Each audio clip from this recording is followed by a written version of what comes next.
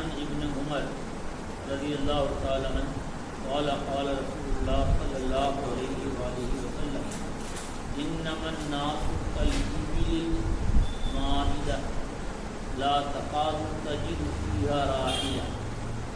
حضرت ابن عمر رضی اللہ تعالی عنہ سے روایت ہے کہ رسول کریم صلی اللہ تعالی علیہ وآلہ وسلم نے فرمایا لوگ ان 100 اونٹوں کے مانند ہیں جن میں مشکل ہی سے تم کسی کو سواری کے قابل پا سکو۔ باتیں چل رہی تھیں اخلاق اور آداب کے تعلق سے کہ اسلام میں اخلاق کی اہمیت کیا ہے۔ اس سے پہلے اسی چیپٹر پہ باتیں تھیں۔ حضرت ابو ہریرہ رضی اللہ تعالیٰ عنہ سے روایت ہے کہ رسول اکرم صلی اللہ علیہ وآلہ وسلم سے پوچھا گیا کہ اکثر لوگ کس وجہ سے جنت میں داخل ہوں گے، جنت میں اکثر لوگ جو جائیں گے اس کا سبب کیا ہوگا؟ آپ صلی اللہ علیہ وآلہ وسلم نے فرمایا تقویٰ اور حسن اخلاق کے سبب۔ جنت میں جانے کا بڑا سبب جو ہے تقویٰ، پرہیزگاری، اللہ سے ڈرنا، اور حسن اخلاق، بہترین عادت، خصلت اور اخلاق۔ آپ سے پوچھا گیا اکثر لوگ کس وجہ سے دوزخ میں جائیں گے؟ فرمایا زبان اور شرمگاہ کے سبب۔ زبان سے گالی گلوچ کرنا، لوگوں کو ٹھیس پہنچانا، جھوٹی باتیں کہنا وغیرہ، اور شرمگاہ، سیکس کا ناجائز استعمال۔ تو یہ باتیں اخلاق کے تعلق سے چل رہی تھی۔ اس کا ایک دوسرا چیپٹر ہے کہ حضرت عبداللہ ابن عمر رضی اللہ تعالیٰ عنہ کہتے ہیں کہ نبی کریم صلی اللہ علیہ وآلہ وسلم نے فرمایا کہ لوگ ان 100 اونٹوں کے مانند ہیں جن میں مشکل ہی سے تم کسی کو سواری کے قابل پا سکو۔ یعنی ایسا نہیں ہے کہ لوگوں کی کمی ہے، آدمزادوں کی کمی ہے، آدمی کی کمی ہے، ایسا نہیں ہے۔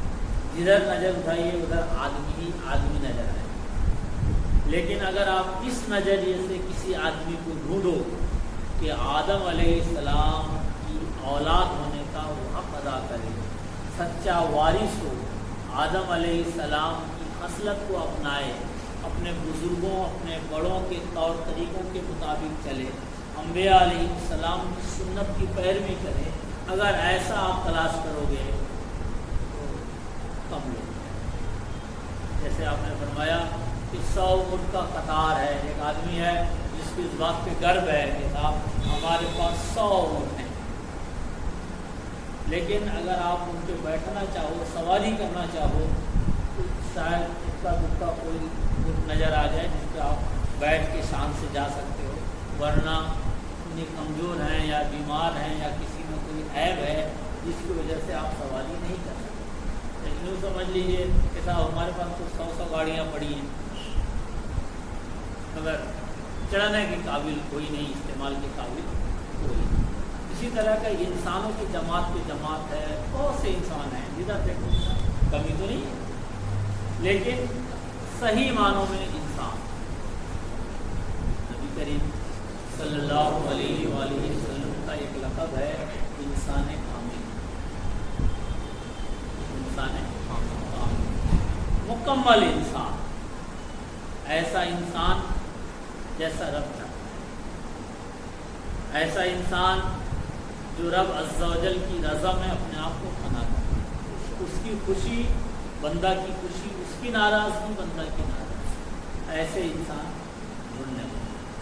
نبی کریم صلی اللہ علیہ وسلم کا لقب ہے انسان کامل۔ ہم نبی کریم صلی اللہ علیہ وسلم کی امت ہیں، ہمارا جو حسن عمل ہونا چاہیے بہت خوبصورت ہونا چاہیے، عدم برداشت، ہم کسی کو برداشت کرنا پسند نہیں کرتے۔ جیسے کتوں کی عادت، کتا اگر کسی کے دروازے میں بیٹھا رہتا ہے دوسرا کتا وہاں نہیں آ سکتا، مگر انسان کے اندر بھی وہی خصلت ہو کہ ہم کسی کو برداشت نہیں کر سکتے، کیونکہ انسان میں کتے فرق ہے۔ تو وہ ساری کمزوریاں، وہ ساری کمیاں جو انسان کو انسان کی شرافت سے گراتی ہے، وہ انسان کے لیے دھبا ہے۔ اس لیے رسول اکرم صلی اللہ علیہ وسلم نے فرمایا لوگ ان 100 اونٹوں کے مانند ہیں جن میں مشکل ہی سے تم کسی کو سواری کے قابل پا سکتے۔ ہمارے یہاں کہا جاتا ہے کہ ہم آج قحط الرجال کے دور میں، جیسے بارش نہیں ہوتی ہے تو کیا ہوتا ہے، قحط پڑ جاتا ہے، کال آ جاتا ہے، کھانے پینے کے لالے پڑ جاتے ہیں۔ تو اسی طریقے سے انسانوں میں بھی قحط ہے۔ اچھا انسان ہے کیوں نہیں ملے گا؟ اچھی تربیت، اچھا علم نہیں، اچھوں کی سنگت نہیں، اچھوں کے ساتھ بیٹھک نہیں۔ کیونکہ انسان خربوزے کو دیکھ کر خربوزے کا رنگ بدلتا ہے، یہ مشہور اصول ہے۔ اسی طرح اگر ایک انسان اچھے انسان کے پاس بیٹھ جاتا ہے اس کے اندر کی طرف کچھ اچھائی آ جاتی ہے۔ حضرت ابو ہریرہ رضی اللہ تعالیٰ عنہ سے روایت ہے کہ رسول اکرم صلی اللہ علیہ وآلہ وسلم سے پوچھا گیا کہ لوگوں میں سب سے معزز اور بزرگ کون ہیں؟ سب سے عزت والے لوگ اور بزرگ لوگ کون ہیں؟ نبی کریم صلی اللہ علیہ وسلم سے پوچھا گیا۔ آپ نے فرمایا جو ان میں سب سے زیادہ متقی ہو، سب سے زیادہ اللہ سے ڈرنے والا ہو، وہی آدمی جو ہے سب سے زیادہ عزت والا ہے۔ لوگوں نے عرض کیا کہ ہم آپ سے یہ بات نہیں پوچھتے، یعنی یہ تو آپ نے بار بار بتایا ہے کہ لوگوں میں اچھا وہ ہے جو اللہ سے ڈرنے والا، یہ تو ہمیں معلوم ہے۔ لوگوں نے عرض کیا کہ ہم آپ سے اس بارے میں نہیں پوچھتے۔ آپ نے ارشاد فرمایا سب سے معزز یوسف نبی اللہ ابن نبی اللہ ابن نبی اللہ ابن خلیل اللہ ہیں۔ اب اگر یہ تم نہیں پوچھتے کہ لوگوں میں سب سے اچھا وہ ہے جو متقی، ہمیں جواب دیا تو لوگوں میں سب سے اچھا وہ ہیں جو معزز ہیں، وہ یوسف علیہ السلام ہیں، کیونکہ وہ خود نبی ہیں اور وہ نبی کے بیٹے ہیں، پھر وہ ان کے ابا نبی کے بیٹے ہیں، پھر ان کے ابا نبی کے بیٹے ہیں، یعنی نبی کے بیٹے نبی کے بیٹے نبی کے بیٹے۔ کہیں سے کوئی انسانی نہ کوئی شیطانی داغ نہیں، کوئی انسانی خرابی نہیں، جو ایک انسان کی شان ہونا چاہیے جس کو اللہ عز و جل نے اپنے مقدس ہاتھ سے بنایا ہے، ویسا انسان معزز ہے اور وہ یوسف علیہ السلام ہیں۔ لوگوں نے کہا کہ ہم آپ سے یہ نہیں پوچھتے، نہیں اس بارے میں بھی ہم آپ سے نہیں پوچھ رہے ہیں۔ آپ نے فرمایا اچھا تم معادن عرب کے بارے میں پوچھ رہے ہو؟ صحابہ نے کہا ہاں۔ تو ان میں آپ نے فرمایا ان میں جو جاہلیت میں بہتر تھے وہ اسلام میں بھی بہتر ہیں، بشرطے کہ دین میں سمجھ حاصل کریں۔ یعنی صحابہ نے کیا سوال کیا کہ یا رسول اللہ لوگوں میں اچھے لوگ کون ہیں؟ آپ نے فرمایا جو سب سے زیادہ اللہ سے ڈرے۔ صحابہ نے کہا یا رسول اللہ یہ تو آپ نے بارہا فرمایا ہے، ارے مجھے معلوم ہے، لیکن ہم یہ نہیں جان، ہم آپ سے ہمارا پوچھنے کا مقصد یہ نہیں تھا۔ تو آپ نے فرمایا لوگوں میں معزز ہوا ہے یوسف ابن نبی اللہ ابن نبی اللہ ابن نبی اللہ، نبی کے بیٹے نبی کے بیٹے نبی کے بیٹے۔ تو صحابہ نے کہا یا رسول اللہ ہمارا مقصد یہ بھی نہیں تھا۔ تو آپ نے فرمایا تو تم یہ پوچھنا چاہتے ہو کہ عرب میں لوگوں میں اچھے لوگ کون ہیں؟ صحابہ نے کہا ہاں ہم یہ جاننا چاہتے ہیں۔ تو سرکار نے فرمایا ان میں جو جاہلیت میں بہتر تھے وہ اسلام میں بھی بہتر ہیں، بشرطے کہ دین میں سمجھ آتی ہے۔ مثال کے طور پر ایک غیر مسلم کیا کر رہا ہے،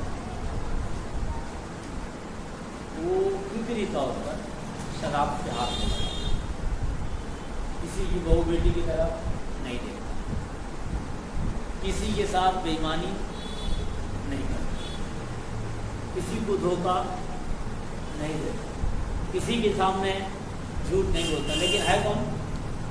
غیر مسلم۔ ایسے لوگ ہیں کہ نہیں؟ کسی کے کام کو مدد کے لیے جا کے کھڑے ہو جاتے ہیں، وہ آدمی اچھا ہے۔ جب اس کو اسلام مل جائے گا تو اس کو 4 چاند لگ جائیں، کیونکہ اس کے اندر جو خرابی تھی وہ یہی تھی کہ وہ خدا کو نہیں جانتا تھا، خدا کی وحدانیت پر اس کا ایمان نہیں تھا، خدا کی توحید سے وہ غافل تھا، اللہ کی کتاب سے وہ دور تھا، نبی کریم صلی اللہ علیہ وسلم کی سیرت سے وہ دور تھا، لیکن اس کے علاوہ ساری خوبیاں اس کے اندر تھیں۔ جیسے ہی اس نے اسلام قبول کیا، اس کے اسلام میں 4 چاند لگے۔ جیسے آپ نے دیکھا کہ حضرت عمر فاروق رضی اللہ تعالیٰ عنہ نے اسلام قبول کیا۔ اسلام قبول کرنے سے پہلے وہ کیا تھے؟ بہادر آدمی تھے، بہادر تھے، ڈرپوک نہیں تھے، بہادر تھے، دلیر تھے، ایماندار تھے۔ ان کا جو باپ دادا کا جو کام تھا نا وہ ہے سفارت کا۔ سفارت کا مطلب اگر ایک دوسرے سے روٹ گئے، نائب باغی ہو گئی، ایک خاندان سے دوسرے خاندان سے لڑائی ہو گئی تو میل ملاپ کرانے کا کام تھا۔ کافر تھے لیکن یہ جو کام تھا، یہ جو عمل تھا وہ بہت اچھا تھا۔ اور جب انہوں نے نبی کریم صلی اللہ علیہ وسلم کے خلاف قدم اٹھایا تو کیا کہا کہ چلو کام ختم ہی کرتے تھے، نہ رہے گا بات نہ بچے گی بات۔ اس لیے وہ قتل کرنے کے لیے چلے تھے نبی کریم صلی اللہ علیہ وسلم۔ کوئی ڈرپوک آدمی کوئی کام نہیں کر سکتا تھا، بہادر آدمی کر سکتا۔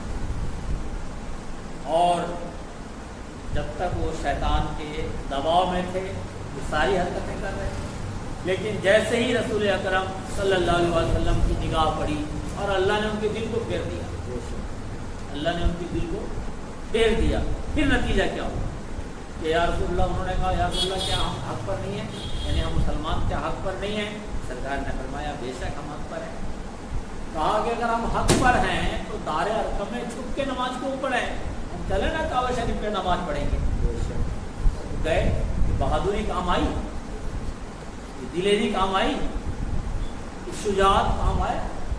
وہی نبی کریم صلی اللہ علیہ وسلم نے فرمایا کہ ان میں جو جاہلیت میں بہتر تھے وہ اسلام میں بھی بہتر ہیں، بشرط یہ کہ دین میں سمجھ حاصل کرے۔ اگر ایسا آدمی کو اسلام مل گیا ہے، اگر وہ دین میں سمجھ حاصل کر لیتا ہے تو بے شک وہ قابل احترام ہے۔ اب آپ دیکھیے سیدنا فاروق اعظم رضی اللہ تعالیٰ عنہ کا جو اسلام قبول کرنا ہے وہ 40 ماہ ہے، یعنی 40 آدمی 40 نہ 29 آدمی اسلام قبول کر چکے تھے، آپ کی وجہ سے 40 کی عدد پوری ہو گئی، لیکن اسلام میں ان کا نمبر ہے دوسرا۔ فاروق صدیق اکبر رضی اللہ تعالیٰ عنہ کے بعد انہی کا نمبر ہے، کیونکہ ان کی جو خوبیاں تھیں وہ کام آ۔ اور یہ خوبیاں کہاں سے پیدا ہوئی؟ یہ خاندانی شرافت، یہ ماں باپ کی تربیت، یہ گھر خاندان والوں کی تربیت، یہ اچھے لوگوں کی سنگت۔ فطری طور پر آپ کو نفرت تھی کہ ہم جھوٹ نہیں بولیں، فطری طور پر آپ کو نفرت تھی ہم کسی کو ستائیں گے، فطری طور پر آپ کو نفرت تھی کہ کسی کو ہم دگا نہیں دیں گے، کسی کے ساتھ بےایمانی نہیں کریں گے، کسی کو دھوکہ نہیں دیں گے۔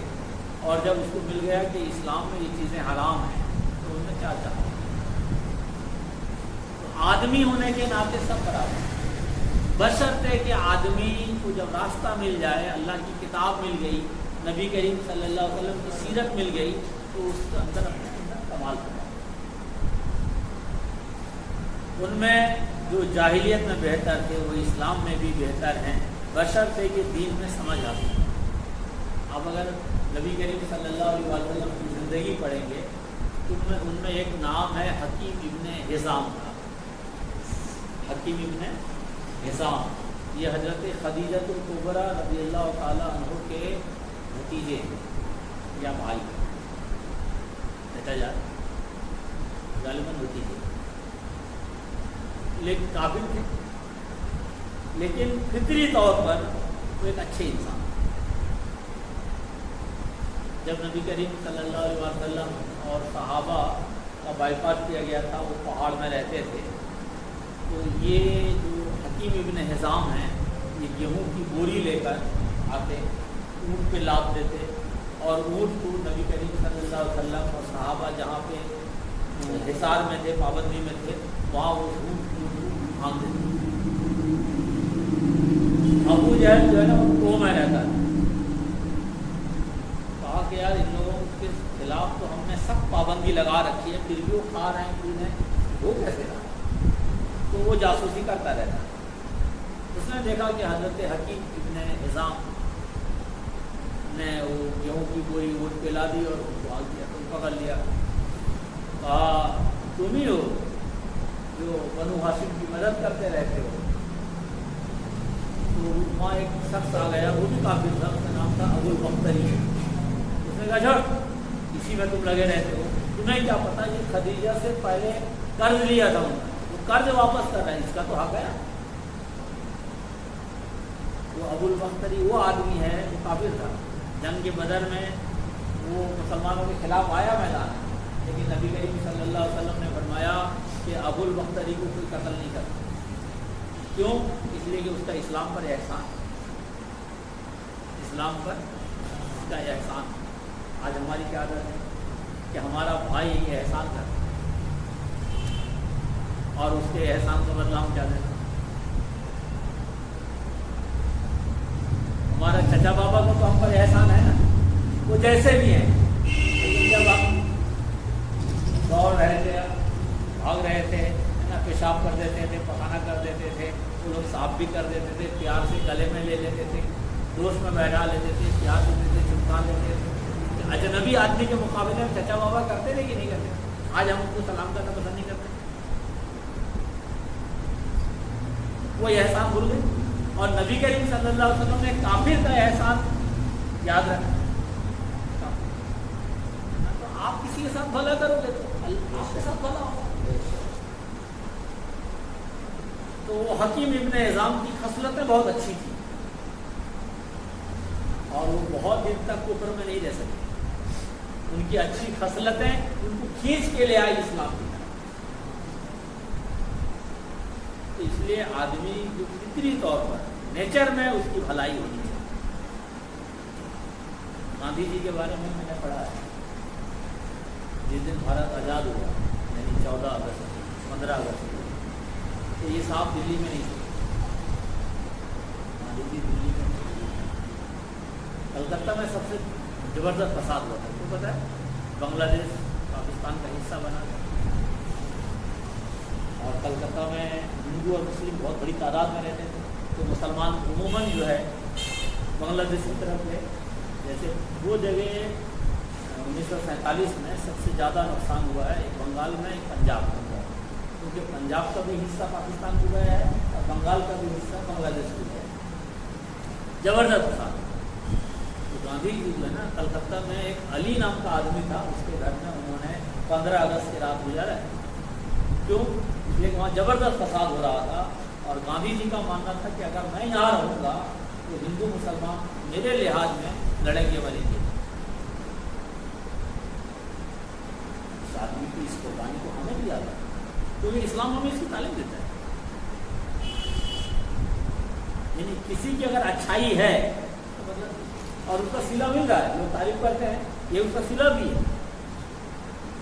एक काफिर भी अगर अच्छा काम करता है तो उसका सिला अल्लाह उसको दुनिया में दे देता, मरने के बाद नहीं मिलेगा, दुनिया में मिलता है।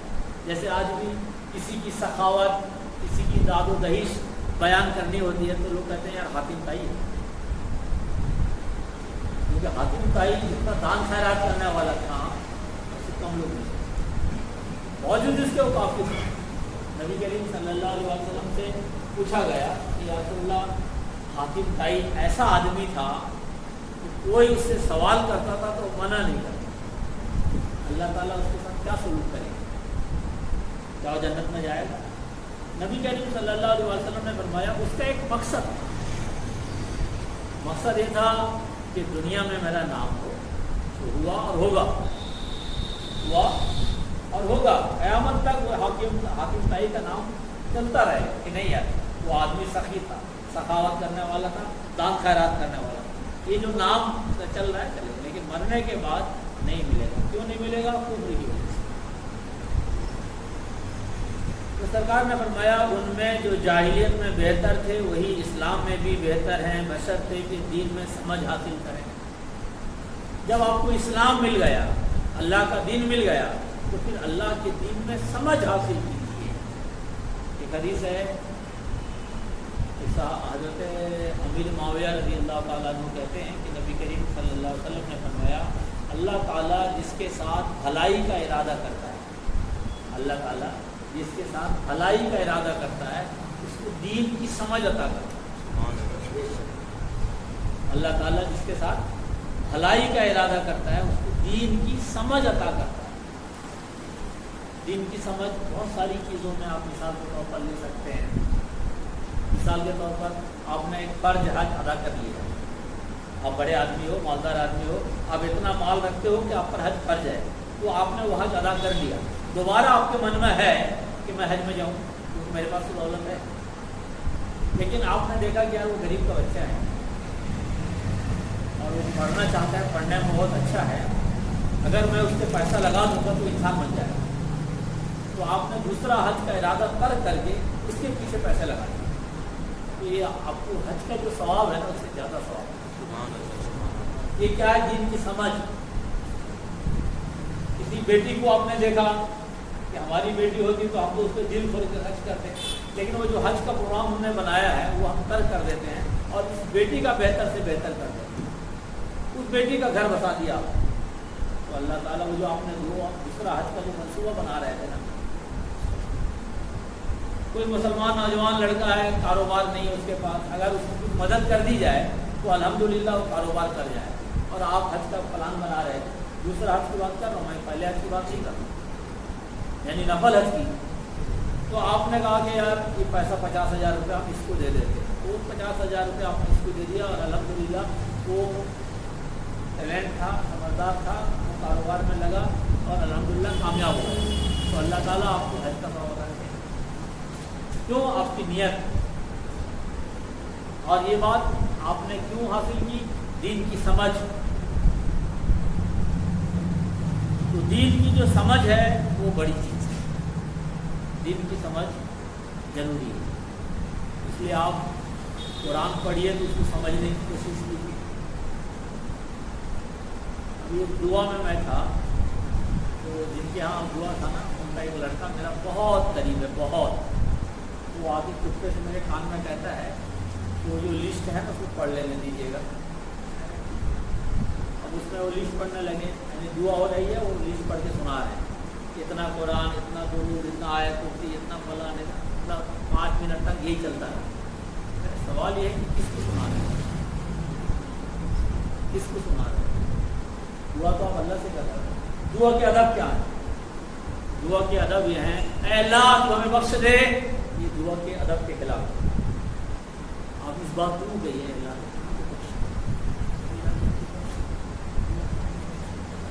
اگر آپ نے یہ تو نہیں کیا کہ اے اللہ مجھے بخش دے، یہ دعا کے ادب کے خلاف۔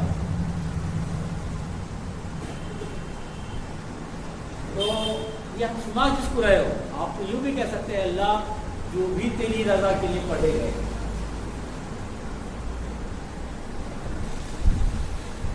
اسے تو قبول فرما، بے شک اس کو رو رو کے بولو آپ قبول فرما، لیکن آپ سنا رہے ہو۔ اور آج ہماری جہالت کا یہ عالم کہ ہم ٹوک نہیں سکتے، آپ ہم سے کہہ رہے ہو کیونکہ آپ ہم سے محبت کرتے ہو، آپ کو پتا ہے کہ اگر ہم ٹوکیں گے تو چلو بیٹھو گے۔ یہ کیا ہے؟ دین میں سمجھ نہ ہونا۔ یہ دین میں سمجھ، کیا سرکار نے کیا فرمایا؟ ان میں جو جاہلیت میں بہتر تھے وہ اسلام میں بھی بہتر ہیں، بشرطے کہ وہ دین میں سمجھ حاصل کریں۔ حاتم طائی کا نام ہے، حاتم طائی کا بیٹا ہے، اس کا نام ہے عدی ابن حاتم طائی۔ نبی کریم صلی اللہ علیہ وسلم نے ایک لشکر بھیجا قبیلہ طائف، اور وہاں لشکر میں بہتوں کو گرفتار کیا۔ حاتم طائف کی بیٹی گرفتار ہو گئی اور حاتم طائف کے بیٹے عدی یہ بھاگ نکلے ملک شام کی طرف۔ وہ لڑکی گرفتار ہو کر آئی، نبی کریم صلی اللہ علیہ وسلم نے انہیں عورتوں کے حوالے کر دیا، اور ایک دن عصر کے بعد ادھر سے گزرے اور پوچھا کہ تمہارا کیا حال ہے؟ تو کھڑی ہو گئی، کہا کہ میں ایک مظلوم لڑکی ہوں لیکن حاتم طائی کی بیٹی، اور مجھے علم ہوا ہے کہ آپ بہت زیادہ رحم کرنے والے ہیں، رحمت للعالمین۔ میں چاہتی ہوں کہ آپ مجھ پر ترس کھائیں۔ نبی کریم صلی اللہ علیہ وسلم نے فرمایا کہ دن بھر میں ان سے ان کو کوئی جواب نہیں دیا، لیکن ان کی جہاں روچی تھی ان سے آپ نے کہا کہ تم لوگ ان کا خیال رکھو، پھر آپ آگے بڑھیں۔ دوسرے دن پھر آپ اس راستہ سے گزرے، ان سے خیر خیریت پوچھی، اس لڑکی نے یہی بات کہا کہ آپ رحمت للعالمین ہیں، ہمیں امید ہے کہ آپ ہم پر رحم کریں۔ سرکار نے ان لوگوں سے گھر والوں نے کہا کہ ان کے ساتھ اچھا سلوک کریں، پھر آپ آگے۔ وہ قیدی تھے لیکن آپ نے کہا کہ اچھا سلوک کرنا۔ تیسرے دن حضرت علی کرم اللہ وجہ کریم نبی کریم صلی اللہ علیہ وسلم کے ساتھ تھے، انہوں نے کہا کہ نبی کریم صلی اللہ علیہ وسلم سے آپ وہی کہو، وہ کہنا نہیں چاہتے، پھر کھڑی ہوئی، انہوں نے کہا کہ یا رسول اللہ آپ ہم پر رحم کیجیے، ہم نے سنا ہے کہ آپ رحمت للعالمین۔ سرکار دو عالم صلی اللہ علیہ وسلم نے فرمایا بیٹی تم ہمارے یہاں عزت کے ساتھ ہو، تمہیں کوئی ٹینشن نہیں ہے، میں دیکھ رہا ہوں تمہارے علاقے سے جب کوئی ایسے لوگ آ جائیں جن پہ ہم بھروسہ کر سکیں تو ان کے حوالے ہم تم کو کر دیں، تم ابھی اطمینان سے رہو۔ یہ آپ نے احسان اس لیے بھی کیا کہ وہ حاتم طائی کی بیٹی تھی، باپ اگر نیکی کرے گا تو بیٹا کو کہیں نہ کہیں پر صلہ ملے گا۔ آپ بدی سے بچیے کیونکہ اس کا کہیں نہ کہیں نحوست ان کی آپ کی اولاد پر جائے گی۔ وہ لڑکی بہت خوش ہوئی۔ 2-4 دن کے بعد کچھ لوگ آئے تو وہ سرکار دو عالم صلی اللہ علیہ وسلم سے اجازت لینے کے لیے آئی۔ سرکار دو عالم صلی اللہ علیہ وسلم نے صرف اجازت نہیں دی بلکہ مالا مال بھی کیا، نذرانہ بھی دیا، زیادہ راہ بھی دی، خرچ بھی دیا۔ وہ سیدھا گئیں اپنے بھائی جہاں تھے حاتم یہ عدی ابن حاتم، ان کے پاس پہنچا، جا کے بڑبڑانے لگی، اپنی بیوی بچوں کے ساتھ آ گئے اور حاتم طائی کی عزت کو تم چھوڑ آئے، اپنی بیوی بچے کا تو خیال رہا لیکن بہن کا خیال نہیں رہا، بڑبڑا۔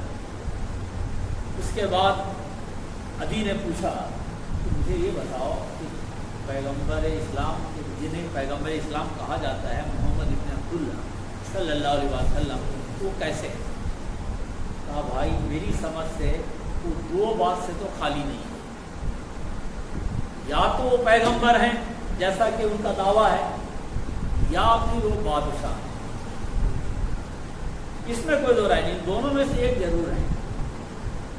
اور ہمارے ساتھ تو انہوں نے احسان کیا، اور بھائی میں تمہیں صلاح دیتی ہوں اگر وہ نبی ہیں تو تمہاری دنیا بھی بن جائے گی، تمہارا دین بھی بن جائے گا، لیکن اگر وہ نبی نہیں ہے بادشاہ ہیں تو بادشاہ کو عقل مند لوگوں کی ضرورت پڑتی ہے، اور تم حاتم طائی کے بیٹے ہو، اللہ نے تمہیں عقل دی ہے، تم چلے جاؤ، وہ وزیر بنا لے۔ اب حاتم طائی کے بیٹے نبی کریم صلی اللہ علیہ وسلم کے پاس آئے اور نبی کریم صلی اللہ علیہ وسلم نے ان سے کہا کہ میرے ساتھ آؤ۔ وہ کہتے ہیں کہ میں نبی کریم صلی اللہ علیہ وسلم کے ساتھ چلتا رہا۔ اس کے بعد جب نبی کریم صلی اللہ علیہ وسلم کے بیٹھک پہ ہم پہنچے تو نبی کریم صلی اللہ علیہ وسلم نے اپنی جگہ پر جہاں آپ کی مسند لگی تھی وہ میرے ساتھ کر دیا تاکہ بیٹھے۔ یہ کیا ہے؟ اخلاق، عاجزی، گھمنڈ نہیں، غرور نہیں، میری جگہ میں ہی بیٹھوں گا، نہیں آپ۔ تو عدی نے کہا کہ یا رسول اللہ یہ آپ کو زیب دیتا ہے۔ کہا نہیں، تو ہمارے مہمان یہاں بیٹھے۔ وہ ناچار ہو کر بیٹھے۔ آپ نے انہیں 3 سوالات کیے اور وہ سوالات میرے ذہن میں نہیں آ رہا ہے، اس میں وہ عیسائی دھرم کے تعلق سے تھا، وہ عیسائی تھے۔ کہا کہ تمہارے یہاں یہ جائز ہے؟ کہا کہ خاموش ہو گئے۔ کہا کہ جائز نہیں ہے لیکن تم ایسا کرتے۔ کہا کہ میرے دل میں جو ایک بہت بڑا اسلام کے خلاف نفرت تھی وہ اس سوال سے ختم سا ہو گیا۔ پھر سرکار نے ایک سوال اور کیا، ان کا بھی جواب دیا۔ عدی تیسرا سوال کیا، سرکار نے فرمایا عدی تمہارے دل میں یہ ہے کہ اسلام اگر حق ہے، اسلام اگر سچ ہے تو इस्लाम इतना कमजोर क्यों है कि दर बदर की ठोकर खा रहा है। जहाँ इस्लाम पैदा हुआ वहाँ से भी भगाए गए, मक्का से मदीना। अभी तुम्हारे दिल में अगर ये ख्याल है तो सुन लो, एक वक्त आएगा अल्लाह ताला इस्लाम को गलबा लाएगा। और एक औरत मुल्क यमन से मुल्क हजर तक वो ऊँट पे बैठ कर जाएगी, तो अल्लाह के अलावा किसी का डर ही नहीं होगा, न चोर का, न डाकू का, न किसी लुटेरा का, न किसी आवारा का, किसी का डर नहीं होगा। तो अल्लाह का ऐसा अमन अमान होगा, ऐसा इस्लाम का रुख होता। तो हज़रत अदी ने इस्लाम को और नबी करीम सल्लल्लाहु अलैहि वसल्लम के अच्छे सहाबियों में उनके बारे में है कि वो चूटियों को नहीं मारते। बाप की फसल तो कुछ ना कुछ आए, वो रोटी भिगा कर चूटियों को दे दिया, रोटी का चूरा बनाकर चूटियों को दे दिया करते। इस्लाम में है ना अलुल जलुल लोग बकते हैं, नहीं, नबी करीम सल्लल्लाहु अलैहि वसल्लम ने फरमाया हर तर जिगर में सवाब है। यानी अगर आप कुत्ते को भी, एक प्यासा कुत्ता प्यासा है, उसको भी आप पानी पिला देते हो तो उसका सवाब मिलेगा। एक औरत थी बदनाम जमाना, उसने देखा कि कुत्ता जो है ना प्यास से हाँफ रहा है। उसने देखा कुआं में पानी तो है लेकिन रस्सी नहीं है, डोल नहीं है, कैसे पानी पिलाए। तो उसने क्या किया, अपना दुपट्टा उतारा और अपना मौजा उतारा और मौजा को दुपट्टा बांधा और कुएं में डूबोया और उसके बाद वो मौजे को निचोड़ दिया। कुत्ता ने पानी पिया और अल्लाह तबारक व तआला ने उसकी इस नेकी की सबब से उसको बख्शा कर दी करने से। मगर एक इंसान के लिए है और एक मुसलमान के लिए। अच्छा इंसान बने, दिन में समझ हासिल करे, तो इस हदीस से बात का मौजूद। हज़रत मुआद इब्न जबल रज़ी अल्लाह ताला अन्हु से रवायत है कि आखिरी वसीयत जो रसूलुल्लाह सल्लल्लाहु ताला अलैहि वालैहि वसल्लम ने मुझे की जबकि मैं रिकाब में पाँव रखने लगा था, वो ये थी कि ऐ मुआद इब्न जबल, अपने अखलाक को लोगों के लिए बेहतर रखना। ऐसे मुआद इब्न जबल के बारे में अक्सर नाम आता है। मुआद इब्न जबल रज़ी अल्लाह ताला अन्हु को नबी करीम सल्लल्लाहु अलैहि वसल्लम ने काजी बनाकर, जज बनाकर उनके यमन की तरफ रवाना किया था। जब रवाना कर रहे थे तो आप उनके साथ चल रहे थे। उनके बारे में जो पूरी हदीस है मैंने आप लोगों को अक्सर सुनाया है, तो सुन लीजिए। नबी करीम सल्लल्लाहु अलैहि वसल्लम जब आगे बढ़े, हज़रत मुआद जब आगे बढ़े तो हज़रत मुआद से आपने कहा, है मुआद, हर हाल में अपने अखलाक को लोगों के लिए बेहतर रखना।